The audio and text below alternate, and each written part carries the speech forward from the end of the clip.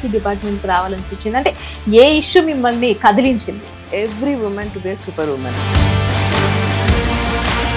So చిన్నప్పటి నుంచి కూడా ఇప్పుడు కొంచెం సొసైటీ చేంజ్ అయింది. ఆ ఫిమేల్స్ మేల్స్ డిఫరెన్సియేషన్ ఇప్పుడు లేదు, కానీ ఒక 20 years క్రితం ఆ డిఫరెన్సియేషన్ ఉండే. అయినా కూడా 100కి డయల్ చేస్తే ఒక్కసారి ఆలస్యం అయ్యే సందర్భాలు ఉంటాయి. సో అలాంటి టైంలో ఏం చేయాలి? అంటే ఆ అమ్మాయికి ఎక్స్పీరియన్స్ అయింది, కానీ నా ఫ్రెండ్కి ఇలా అయ్యింది అని చెప్పింది. నా ఫ్రెండ్కి ఏంది మేడం, ఒక దగ్గరికి వెళ్తుంటే వెనక ఒక అతను ఫాలో అవుతున్నాడు, చాలాసేపు ఫాలో అవుతున్నాడు, ఎలా హ్యాండిల్ చేయాలో అర్థం కాలేదు, కొంచెం నిర్మానుష్యంగా ఉండే, భయపడిపోయింది. ఎలా చేయాలి మేడం అలాంటి సిచ్యువేషన్లో అని అడిగింది. నిజంగా అతను ఫాలో అవుతున్నాడు, చుట్టుపక్కల ఎవ్వరు లేరు.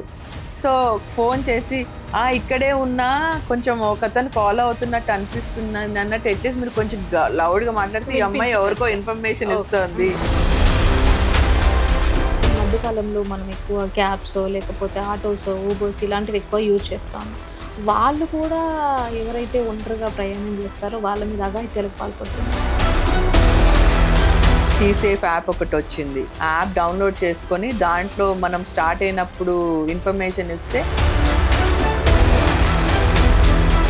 మీరు ఎప్పుడైనా ఎక్కువగా బాధపడ్డ సందర్భాలు ఉన్నాయా, లేకుంటే ఏదైనా ఇన్సిడెంట్ మీద కావచ్చు? ఒక హస్బెండే వైఫ్ని చంపేశాడు.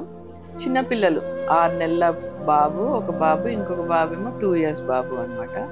ఆ ఇద్దరు పిల్లల ముందే గొంతు పీసుకి చంపేశాడు.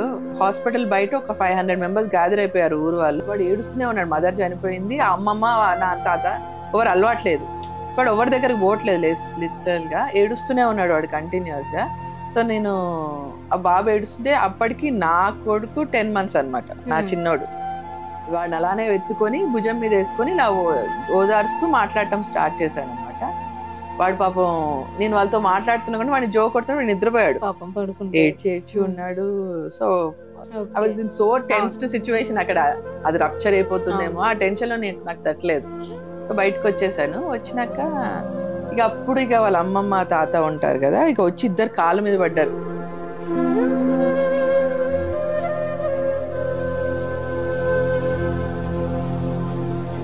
పెద్ద బాబుని కూడా తీసుకొచ్చి అమ్మమ్మ తాత ఇద్దరు కాళ్ళ మీద పడి, ఇద్దరిని ఉంచేసుకో అమ్మాయి ఉంచేసుకో.